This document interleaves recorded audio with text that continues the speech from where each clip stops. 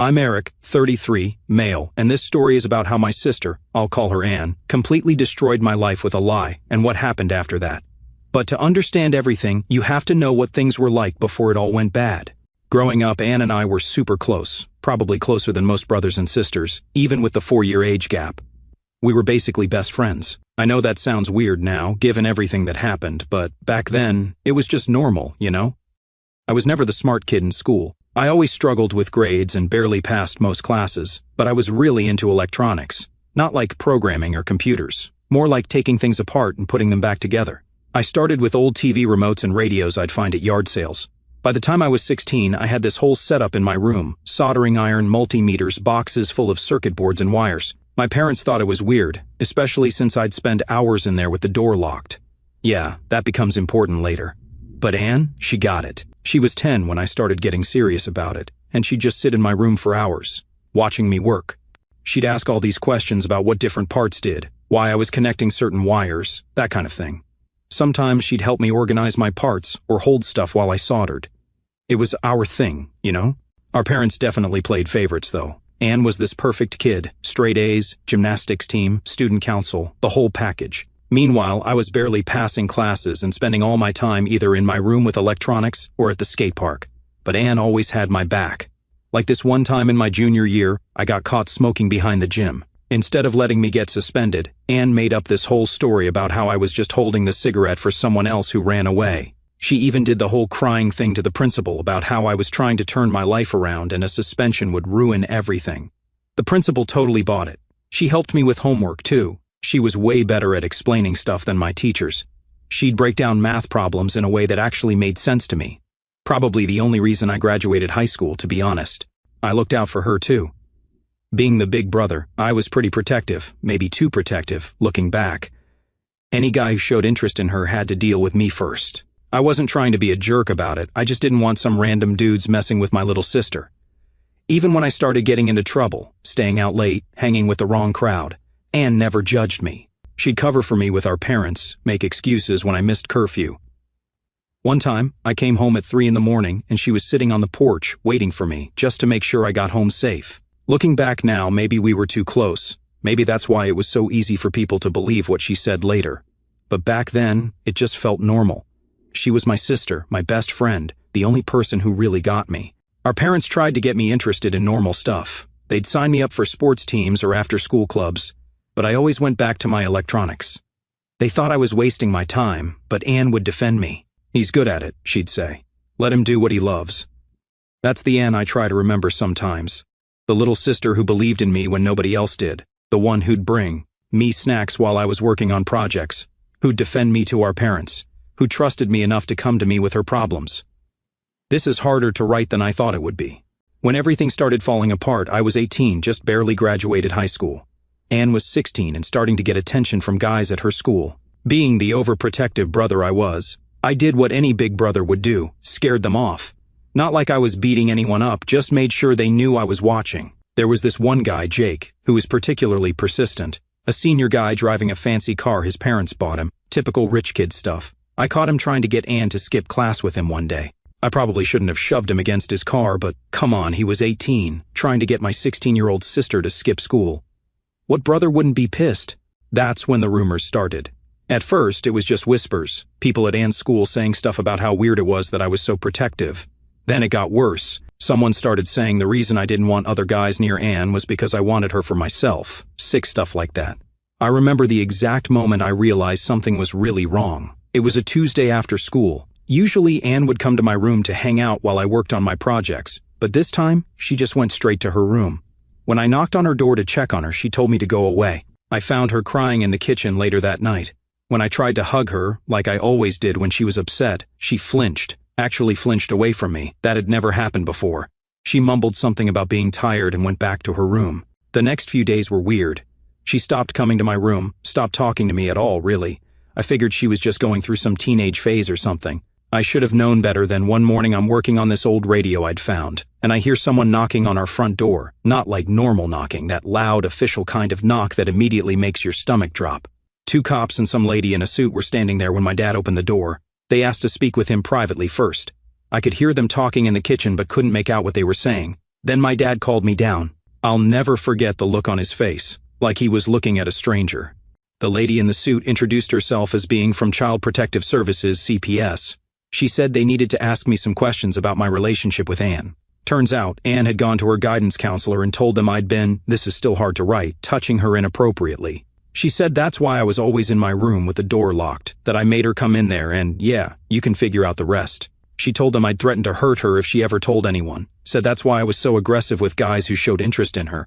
She even said I used the electronic stuff as a cover, that the wires and zip ties in my room were for other things. My dad didn't even question it, not once. He just stood there, nodding as they talked, like suddenly everything made sense to him. All those hours in my room, the locked door, the protectiveness over Anne.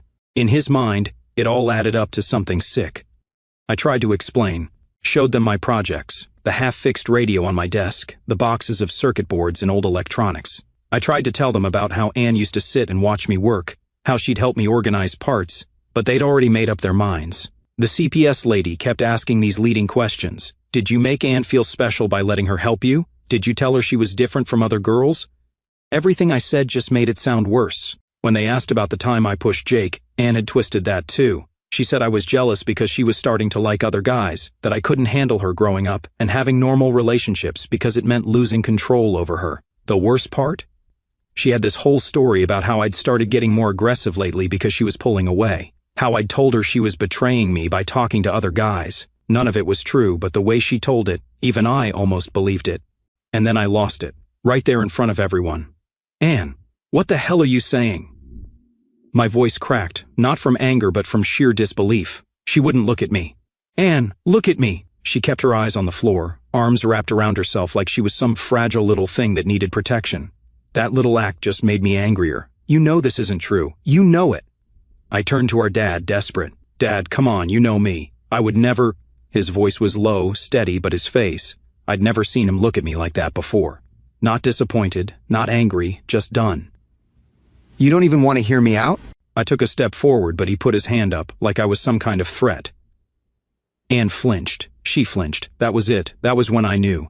You can't seriously believe this. My voice dropped. All the fight suddenly drained out of me. I looked at Anne again, really looked at her. She still wouldn't meet my eyes. Why are you doing this? I whispered. She finally looked up. For a moment, it seemed like she was going to say something, maybe even take it all back. But then she glanced at Dad, at the CPS lady, at the cops standing in our living room, and that's when she doubled down. Her eyes filled with tears. She took a shaky breath and whispered, I'm sorry, Eric. And right then I understood. She wasn't going to take it back because it was too late, because she was in too deep, because she was scared of the consequences. I laughed, actually laughed. Wow, I said, you're really doing this. You're actually doing this. Anne squeezed her arms around herself tighter. I just couldn't keep it in anymore. Dad clenched his jaw. Get your things. We're going to the station. And that was it. No trial, no evidence, no real questions. Just my dad driving me to the police station in silence, like I was already guilty, like I was a stranger, like I wasn't his son anymore. On the way to the police station, all I could think about was how they made it all fit. The lonely older brother who spent all his time alone in his room, the weird hobby with all the tools and wires, the aggressive protectiveness, the close relationship that suddenly turned bad. They saw exactly what they wanted to see. The interview room at the police station was exactly like you see in movies. They left me sitting there for what felt like hours before two detectives came in. The male detective, Rivers, played good cop, kept saying stuff like, we just want to understand what happened, Eric. Help us help you. The female detective, I don't remember her name, just sat there, taking notes and giving me these looks like I was dirt. Rivers started going through my electronics hobby. Tell me about the things you build, he said, trying to sound interested. So I explained about fixing old radios, building simple circuits, basic stuff. And Anne would help you with these projects? Yeah, she'd organize parts, hold stuff while I soldered. She liked learning about it. The female detective cut in. So you'd have her alone in your room, door locked, handling your equipment? That's when it hit me, how they were twisting everything. Every normal thing suddenly sounded wrong. They kept pushing about the locked door. I locked it because I had expensive tools, I tried explaining. Dad would borrow stuff and not put it back. Or maybe, Rivers said, his voice getting harder, you locked it for other reasons. They had this whole file of evidence and statements about how I'd started touching her when she was 12, right when she started getting interested. In my projects, how I used the electronics as a way to isolate her, Made her feel special by teaching her things no one else knew. That's insane, I said. She's my sister. I was teaching her because she was interested. The female detective leaned forward. Interested in electronics, or afraid of what would happen if she wasn't? Then they brought up the Jake incident, but in their version, I'd attacked him because he was taking Anne away from me. They had statements from other kids at school about how possessive I was, how I'd scared away any guy who came near her. Rivers pulled out some photos of my room, taken that morning. They'd made it look like some kind of torture chamber, close-ups of my tools, the wires, the zip ties I used for cable management. Even my project notes looked sinister in their photos. Your father says you'd spend hours alone with Anne in this room, Rivers said. Want to tell us what really happened in there? I lost it, started yelling about how they were making normal brother-sister stuff sound perverted. Bad move. Rivers just nodded, like I'd confirmed something. Classic defensive reaction, he said to his partner. Then they brought up my grades, my lack of friends, the hours alone in my room. They built this whole profile of an isolated, unstable guy obsessed with his sister. They weren't just investigating, they were building a case, and the more I denied it, the more guilty I looked. My lawyer, if you could even call her that, barely fought back. We need to consider a plea deal, she told me, as if it was my only option. If this goes to trial, you could be facing 20 years in prison. After hours of this, Rivers finally said, look, Eric, here's the deal. We have enough for charges, serious charges. But if you work with us, admit what happened, and show remorse, we can help you. I didn't do anything wrong, I said for probably the 100th time. Then explain why Anne would make this up. I couldn't, because it didn't make sense. My sister, who I'd protected and cared for, who used to wait up to make sure I got home safe, why would she do this? The next part is kind of a blur. There were meetings with lawyers. My parents had hired one for Anne but told me I had to find my own. The public defender they gave me was fresh out of law school and already convinced I was guilty. She told me my options, I could fight it, but she made it clear that winning wasn't likely. Juries believe victims, she said flatly, and Anne is young, emotional, and convincing. She laid out the reality. If I went to trial, I was facing a potential 20 years in prison. The plea deal was mercy, 5 years probation, lifetime registry, but no jail. If you take this to trial and lose, she warned, you won't get another chance. My own parents weren't even in my corner. Dad just shook his head.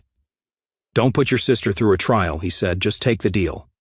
But I'm innocent, I said. They all say that, she replied, without looking up from her papers. They have your sister's testimony, documentation of behavioral changes, witness statements about your possessive behavior. No jury will believe you over a traumatized 16-year-old girl.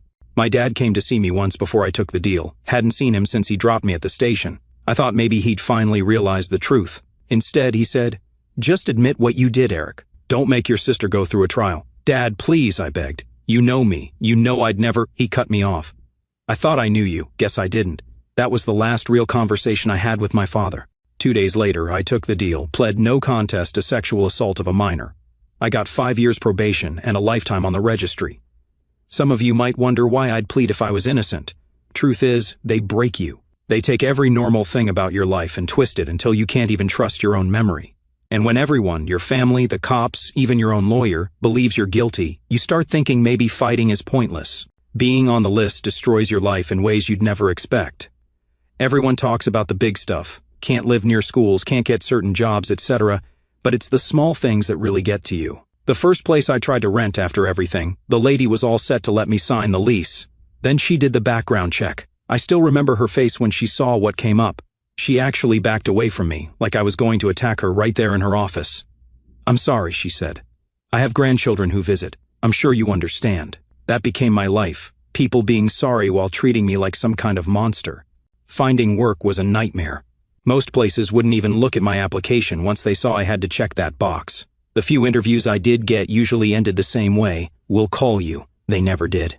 Finally, I found this guy, Mike, who ran a small manufacturing shop. He hired people others wouldn't. Ex-cons, addicts trying to get clean, guys like me. Pay was garbage and the work was hard, but at least it was something. Look, Mike told me my first day, I don't care what you did. Just show up on time and do your job. I worked there for almost 2 years. Then someone found out about me and started causing problems, telling other workers they shouldn't have to work with someone like me, that I was dangerous. Mike tried to stand up for me, but eventually he had to let me go. Can't risk losing my whole workforce, he said. At least he gave me decent severance pay. I lost my apartment right after that, ended up living in my car for a while. A Planet Fitness membership became my best friend. $10 a month for a place to shower and use the bathroom. I'd park in 24-hour Walmart lots to sleep. Security usually left you alone if you didn't cause trouble. The worst part wasn't even the practical stuff, though. It was watching life go on without me. Through mutual friends on Facebook, before they banned me, I saw Anne graduating high school with honors, going to college on a full scholarship, meeting this rich guy, Billy, at some campus event. Meanwhile, I was eating cold ravioli from a can in my car, trying to figure out where I could park for the night without getting hassled by cops. I made the mistake of trying to date once. Met this girl, Sarah, at one of my jobs. She was nice, didn't ask too many questions about my past. We went out a few times, things were going well. Then she asked why I always had to check the address of wherever we were going. I decided to be honest, told her about the registration requirement, how I had to be careful about where I went. I tried to explain that I was innocent, that it was a false accusation. She said she needed time to think. The next day, her brother and 2 of his friends showed up at my work. I had to quit that job too. I started hanging out at this little library branch after that. The librarian there, she kind of figured out my situation but never said anything. She'd just leave books she thought I'd like on the returns cart. Lots of technical manuals, electronics books. Guess she'd noticed what I usually read. One day she caught me looking at online courses, sat down, and helped me find free ones I could take. Education is everyone's right, she said. She was the only person who treated me like a human being in years. I started learning about cryptocurrency through those courses. Figured it was something I could do without anyone checking my background. Turned out I had a knack for understanding the technical side of it. Made a little money here and there trading. But you know what really messed me up? Seeing comments on Anne's social media. All these people talking about how brave she was. How amazing it was that she'd overcome her trauma to be so successful. She even wrote this article for her college paper about being a survivor. People were calling her an inspiration. Meanwhile, I was barely surviving. Funny how that works, right? I used to think about trying to clear my name, but who would believe me? Anne was this perfect, successful college student. I was just some creep living in his car. The system doesn't care about people like me. That's how I spent most of my 20s, moving from job to job, place to place, never staying anywhere long enough for people to find out about me, never making friends because what's the point when they'll just leave once they know? Some nights I'd lie in my car, looking at old family photos on my phone, pictures of me and Anne when we were kids, trying to figure out where it all went wrong, what I could have done differently. That's the thing about being on the list, it doesn't just take away your freedom, it takes away your past, your future, your whole identity. You stop being a person and become a label. But suddenly, everything changed. It was just a normal Tuesday. I was at work, found another factory job, better than the last one. When I got this email from some private investigator, I almost deleted it, thinking it was spam, but something made me read it. The PI said he'd been hired by Anne's husband, Billy, to look into her past. Guess she'd been acting weird lately, and Billy started digging. The PI had found inconsistencies in her story about me and wanted to talk. I ignored it at first, had enough people mess with my life already, but then he sent another email with proof he was legit, court documents, case files, stuff I'd never seen before. We met at this diner just outside town. The PI, I'll call him Frank, had this massive folder of documents. "Your sister's story is falling apart," he said, spreading papers across the table. "Been doing this job 30 years, never seen someone mess up their own lie this bad." Turns out, Anne had been sloppy, really sloppy. The timeline she gave about when stuff supposedly happened didn't match school records. The witness statements from her friends? They changed every time she told the story. But what completely blindsided me was this. Remember Jake, the senior who kept hitting on her? Turns out, he wasn't just some guy sniffing around. Anne had been secretly dating him, and not just that, she got caught in his car doing things she definitely wasn't supposed to be doing. She was convinced I was going to tell our parents about it. Maybe because she knew I'd always been protective, or maybe just out of pure panic. Either way, she needed a distraction, something big enough, shocking enough, to make sure no one even thought about Jake. So she made up the accusations, knowing that once those words were out, nothing else would matter. Frank had texts between Anne and her friends from back then, screenshots she thought were deleted. In them, she literally planned the whole thing, talked about how she needed a nuclear option to keep me quiet. She didn't expect it to go as far as it did, Frank said. Reading these messages, it seems like she thought they'd just send you away to live with relatives or something. When your dad went full scorched earth, she was too scared to take it back. I just sat there, reading through everything, seeing proof of what I'd known all along. Frank kept talking. Billy hired me because she's been acting strange lately, drinking too much, getting paranoid. He found her crying over old family photos one night. When he asked about you, she completely shut down. That's when he called me. Then Frank pulled out one last document, a signed confession from Anne. Billy had confronted her with all the evidence, and she broke down and told him everything. "I need you to understand something," Frank said. "This isn't going to magically fix everything. The legal system doesn't like admitting it made a mistake. But it's a start." He left me with copies of everything. I spent that whole night reading through it all, the text where she planned it, the confession where she finally admitted the truth. I even found some posts she made on some forum, asking how to make abuse allegations more believable. The next day I called a lawyer, a real one this time, not some overworked public defender who had already decided I was guilty.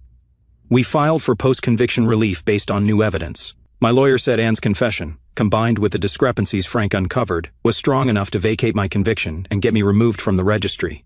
It took months of hearings, but eventually, a judge ruled in my favor. My record was wiped clean. I should have felt relief. I should have felt something. But all I could think about was how long it had taken, how much I had lost in the process. A week later, an envelope landed in my mailbox. No return address, but I knew who it was from before I even opened it, my parents, the first contact in 10 years. My hands shook as I tore it open, not from excitement, just sheer disbelief. Inside was a letter, written in my dad's stiff, impersonal handwriting. They wanted to meet, said Anne had finally come clean, well, partially. She spun some watered-down version of the truth, painting herself as a scared little girl who made a terrible mistake. No mention of the calculated lies, the years of suffering she put me through. But apparently it was enough for them to finally believe I was innocent. Tucked inside the envelope was a check for $50,000, a number that probably felt generous to them, like it could somehow erase a decade of being treated like a monster, like it could buy back my stolen years, my dignity, my life. I held it up to the light for a second, then laughed. Nothing had changed. They still thought problems could be solved with a price tag. Money wasn't what I needed. I needed the truth to be known, and I needed to hear it from someone else's mouth. So I took the number from Frank and called him. My hands were shaking when I finally dialed. He answered after a few rings, his voice wary. "Hello? Billy, this is Eric." There was a long pause, then, cautiously, "Eric who?" I let that sting for a second before answering. "Anne's brother." Silence. Then a low, humorless chuckle. "That's funny, because Anne never mentioned having a brother. Never mentioned any family, actually." I swallowed down the immediate anger rising in my chest. "Yeah, that tracks. Can't have the skeletons in her closet out running their mouths, right?" Billy exhaled sharply. "Jesus, I knew she was hiding things, but this... I've been married to this woman for years, had a kid with her, and I didn't even know she had a brother. Not one she didn't completely destroy first," I said flatly. There was another pause before he muttered, "Unbelievable." His voice had that tight edge of someone realizing just how deeply they'd been played. Then he sighed, and when he spoke again, his voice was firm, final. "I'm filing for divorce." I didn't say anything at first, just let the weight of his words settle between us. Then finally I nodded, even though he couldn't see me. "Good," I said, "you deserve better." I hung up after that. No point in saying anything else, but as I set my phone down, a strange sense of relief washed over me. Then I found the social media posts. Anne deactivated all her accounts, but not before posting this long apology about how she'd remembered things wrong as a teenager, made herself sound like the victim somehow. Poor, confused girl who made a mistake, now bravely coming forward with the truth. Her perfect life started falling apart after that. Billy filed for divorce. The school where she worked, yeah, she became a teacher, imagine that, asked her to resign. Turns out, they don't like having teachers who've admitted to making false abuse allegations. I found out later that Billy got full custody of their kid, used Anne's confession to prove she was unstable. She tried to fight it, but Frank's investigation had uncovered other lies too. Lots of them. The real truth? She'd been lying about everything for years, not just about me. She made up stories about other people too, had this whole pattern of accusing guys of stuff when things didn't go her way. Some people asked why she finally confessed. According to Frank, my parents had started noticing things. Anne had been acting erratic for months, disappearing for hours without explanation, having sudden outbursts over nothing, drinking too much at family gatherings. But the final straw came when she slipped up. During a heated argument with my mom, she blurted something out, something about how Eric wouldn't have suffered if Dad hadn't overreacted. My mom froze, pressed her for details. Anne tried to backtrack, but it was too late. The doubt had already been planted. My dad, ever the controlling figure, started digging. He reached out to people from Anne's past, even called her old high school friends. And just like that, the cracks in her story started showing. By the time Billy hired Frank, Anne was already spiraling, trying to patch together a lie that was quickly falling apart. So when Billy confronted her with the evidence, The texts, the inconsistencies, the proof she thought was long buried. She broke. And that's when my phone rang. It was my mother. Her voice was shaky, like she had been crying for hours. "Eric, please, we need to talk."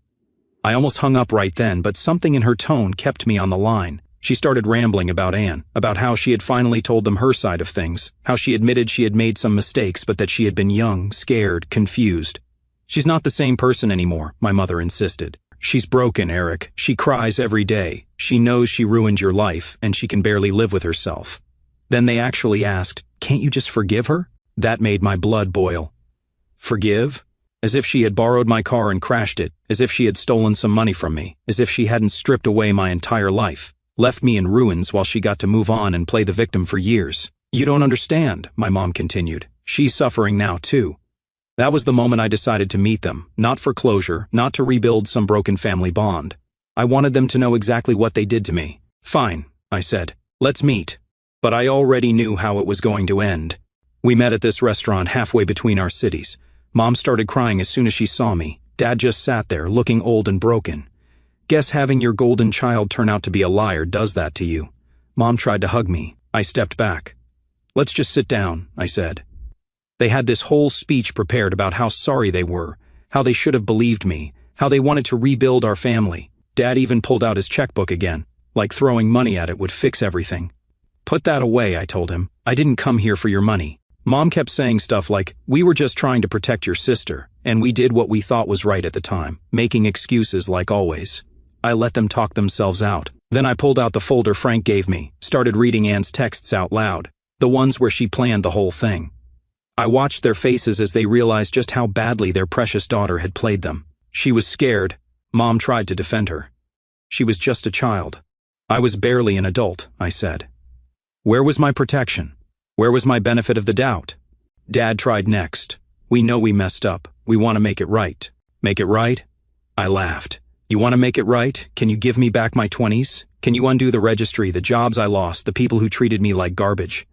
They just sat there, finally running out of excuses. I told them everything then, about living in my car, showering at Planet Fitness, eating cold food because I couldn't afford a place with a kitchen.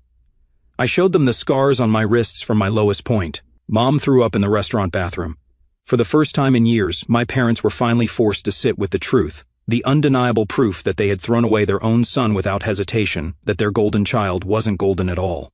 I watched them sit there in stunned silence, their entire world crumbling in real time. "You did this," I said, voice steady. "You let it happen." My father looked like he wanted to argue, like he wanted to defend himself, but for once, he didn't. He just stared at the table, jaw clenched. Mom, though, she still tried. "Eric, we were just trying to protect her. We thought we were doing the right thing." I leaned back, letting out a slow breath. "You know what the worst part is? I get that. I do. If I actually was some kind of monster, you would have been doing what any decent parent should do, but you never even gave me a chance. Not once. You decided I was guilty because it was easier than questioning Anne, and you let me rot for it." Tears streamed down her face. "We were wrong," she whispered. "We were so wrong." I let that sit for a moment because, yeah, they were wrong. They were more than wrong. But nothing they said could ever undo what I had lost. The 10 years of my life where I wasn't a person, just a label. Mom reached across the table, her hand shaking. "Please, Eric, we can't change the past, but we're still your parents. Can we at least try to fix this?" I pulled my hand back before she could touch me.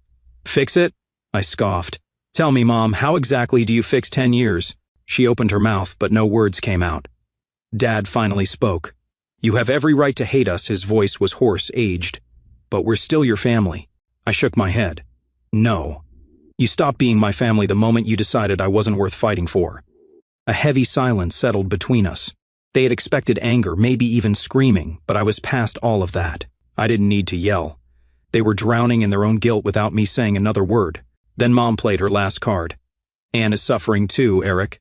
I stared at her. Of course she would say that. She lost everything, she continued. Her marriage, her career, her friends. She deserved to, I cut in, voice cold. Mom recoiled, like I had slapped her.